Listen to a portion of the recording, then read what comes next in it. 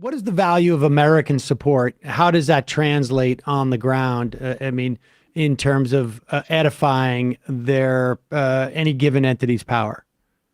Well, Haitians hate it when I say this, but it's still nonetheless true, and most of them will acknowledge it. The American finger on the scale is everything. So the country has huge power in Haiti politically, and they have continued to support Ariel Henry, who is not a constitutionally elected president. He was never elected. He came into power. He had been appointed by Moise, and then Moise was killed. He had never even taken office. And then the U.S. was choosing between two people, and they put the finger on the scale for Ariel Henry and have never taken it off.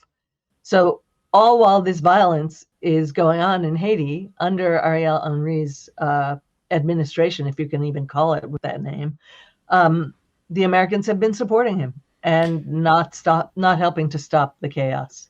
But I guess what I'm asking is, the metaphor, finger on the scales, does it simply having the imprimatur of the support of the State Department make that person more popular, like amongst the people, or is it that the moneyed interests will line up behind him because they know okay. That's what I'm trying to tease out here is exactly non-metaphorically speaking. Right. How does that maintain power in Haiti? These are really good questions. I know it does, and you're making me think about why it does. And the reason why is if the State Department visibly, openly, and it is, supports Ariel Henry, then he has continuity in power. And when he has continuity in power, that means they can trust that the business interests can trust that his negligence and inattention to corruption and to their behaviors will continue, and they can go on splitting up the country as they wish, and he's not going to step in and really try to do anything. I happen to have a lot of pity for him because I don't know him, but even if he were a good man, the situation in which he's in is very dangerous and possibly impossible for him to do the right thing because he has so many gangs operating in the country now. So just to button that up, it is both that it's a signal to the business community that they're not going to have any problems in terms of exporting or extracting resources and doing business with the United States, obviously the biggest trade partner, or bringing in guns and ammunition. And it also signifies a certain amount of predictability. We also know that the status quo is going to remain as it is because the biggest force that would disrupt the status quo would be the United States. And if they're on board with Henry, then we know that I can plan 3-6 months out that I'm going to get these shipments in or these shipments out. Okay. All right. Oh, sorry, go ahead. No, you go ahead. I was just going to say that, yeah, you can plan pretty far out, but you can look also on the ground and say, it might not be this good again. And that may be why we're seeing this current spurt, like an incredible addition of violence to the scene right now, today, yesterday, the day before, stuff we haven't seen before. I think people are fearing that the American position is going to change. I feel that in the air. I'm not sure it's true. Yeah. Can you expand a little bit more on the role or lack thereof of police in Haiti? Because seemingly they're completely neutered. And I'm just wondering how that came to pass. Well, first of all, some of the gang leaders and people in the gangs are former police officers. Police officers it's a great job to have in Haiti, but sometimes you just don't get paid.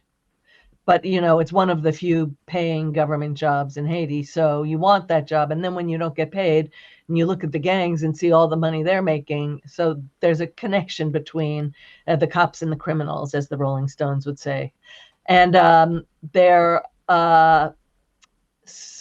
when the like 2 years ago, the cops tried to go into a place called Village de Dieu, meaning Village of God, which is a big shanty town near the water. And they went in and they were all killed. They went in armored cars, I believe, not tanks. And they were outgunned, outmanned. They were surprised. They were guerrilla warfared. And they were all killed very, very brutally, of course, on video. And that sort of, I think, stopped them in their tracks.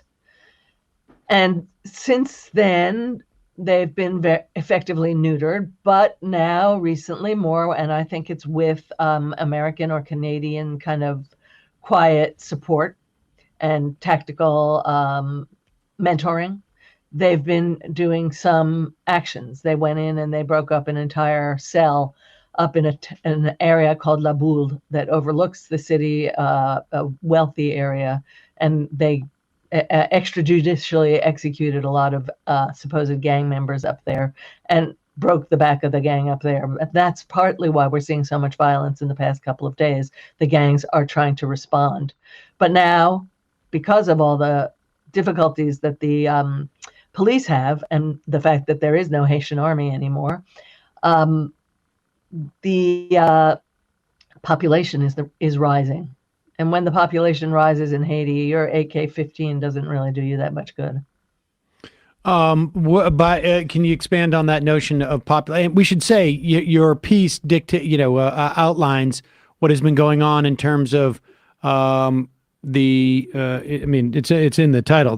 Soon there's going to be no one left to kidnap. They have kidnapped their government leaders. They have kidnapped doctors and entertainers, and are moving further up, moving into neighborhoods that they otherwise in the past had not entered into, right. Because maybe those places had private security, or because those places, because they were so wealthy and removed, they were less accessible, or they were less accessible because they had closer relationships to the central government, and there would be more implications. All of that seems to be, it's all bets are off now.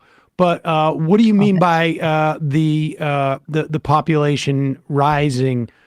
Walk us through how that works and how that maybe triggers what you call Joe Biden's lack of policy of no policy in Haiti that may change things. Well, so what happened 2 days ago, I believe, is as a sort of revenge for the cops breaking up that group up on the hill. A busload of armed young men was coming into further down, but still another wealthy neighborhood further down the hill. And apparently, or so the government claims, a police drone, which I have never heard of Haiti having ever in the past. So that's another reason to suspect some outside involvement and support. A police drone saw this happen. The bus was bus-napped, hijacked, and the guys got on, and they were coming down into this neighborhood, and someone alerted the people and the police. So 2 policemen stopped the bus and made the guys get out. And when the guys got out, the population ran after them, chased them, knocked them down, beat them up, threw tires on them. A little guy came into the video screen carrying a jerry can of gasoline. He spilled it all over them. They were sort of semi-conscious, or some of them were probably dead already, but not all of them. And they lit them on fire, and they killed 13 or 14 people. But the cops didn't do it. The cops were standing there with guns, and they didn't do it.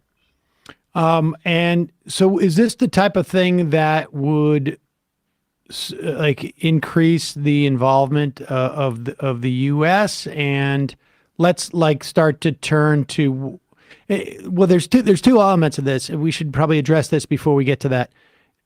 About sometime in the past 6 months, I can't remember the timing now, Biden, along with sort of other provisions that may have made border crossings more difficult for people coming through Mexico and presumably from Central America, but also from other places, more difficult. He also expanded the category of temporary protected status for Venezuelans, Cubans, one more other destination, and Haitians. And that, because of the nature of what it would take to get a visa, and you're basically creating a brain drain, as it were, or the resources that are involved in coming through in that way are greater than they would be if you're crossing the border. Talk about the implications of that, because that seems to have like a self-fulfilling, or I should say almost like a feedback loop, I guess. Well, I totally agree. It's people with passports who can get out of the country on the new Biden policy, if you could call it that. So if you have a passport and if you have someone in the States who will vouch for you and make an application, it's a little bit of a heavy process, but not really. So you have to have contacts outside of Haiti, which many people do, but certainly not everybody in the shanty towns. And you're more likely to be, and this is who's leaving, a doctor, a lawyer, a nurse, or a gang member, or a policeman.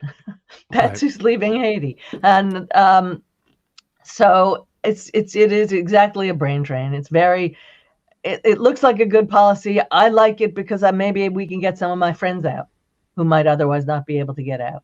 But I think it's very dangerous for Haiti. It's like, let's take the leadership out, and many of the leaders have already been killed. A lot of young activists have been killed. Young journalists have been killed. The future of Haiti has effectively been killed. Many nurses, some doctors. It's scary. And then when you let them out so that they won't die, you never know if they'll go back. Okay. Help the country. So what is left here in terms of what can the United States do as a policy matter with the UN? I presume. I mean, what is left? What would be Is it just simply saying we're going to let the process play out and not necessarily give Henri support, or is there something more that the U.S. can do, in your opinion, anyway? Yeah. Well, there's a question of elections, right? So Henri wants to run an election now, and it's impossible to have an election now. There are bodies in the street that have been there for days and days that everybody's killing everybody else. There's a civil war going on in Haiti, really, and you can't just hold an election. So I don't know if the United States will keep holding him in place, their little chess piece. But so what can be done? This is a good question. Biden is in a tough spot too, because he just announced he's running for president again, right? Does he want to put boots on the ground, boys who might die, American boys and girls, and have people be killed in Haiti in Somalian type of situations? I don't think he wants that. I know he doesn't want it because he's basically said, we're not doing it. And he asked Canada to do it. And Canada has kind of said, and basically said no too. So I think a military intervention by the great white powers is unlikely. Now, there could be Caribbean, West Indian armies that would go in, African armies. There's been some rumor about Kenyans, the Kenyan army coming to help the Haitian army to support it. I don't know if any of those things will happen. They haven't happened before, except under the aegis of the UN. The UN recently changed its person in Haiti at the integrated office of the UN in Haiti. And she will definitely be a better person there than the last one, who was so universally hated by the Haitian political class. And they also have a new human rights official for Haiti in the UN, who's an old friend of Haiti, really knows Haiti. So maybe these people putting their heads together can come up with something more useful for Haiti. But I don't see the way one would imagine in the past, a landing, an occupation, a military control of the situation. It's awfully close to Florida, which is a very difficult state for Democrats in a presidential election. And if there are lots of Haitians floating up to the shores, I think that's one reason for his policy, new, more lenient policies, so that it's done without boat people coming onto the shores. Yeah, I want just returning to the desire, I guess, of Henri to hold this presidential election soon. Is there a benefit for him to hold an election in chaos because it potentially allows for him to hold on to power because a lot of people are going to be scared to go out and vote? Absolutely. I mean, he would probably win that election because his people would come out, they would be secure, and they would vote for whoever, maybe not him, but whoever is dubbed to be his candidate.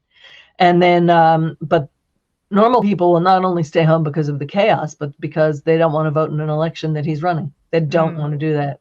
And that's pretty clear. Yesterday, so there's something called the Electoral Council that is mandated by the Haitian Constitution. Before you can hold an election, the Electoral Council has to run it. And you have to choose people from all sorts of walks of Haitian life to be on that council. And one of the groups is the press, the media. And he sent a note to the media group saying, will you send us 2 names to participate in this council? And they said, no, we won't. Because they're the ones really on the front. They see everything. They know everything that's happening. The media are still operating in these terrible conditions in Haiti, and they know exactly what's happening, and they have refused to participate in it. And that's what the people will do.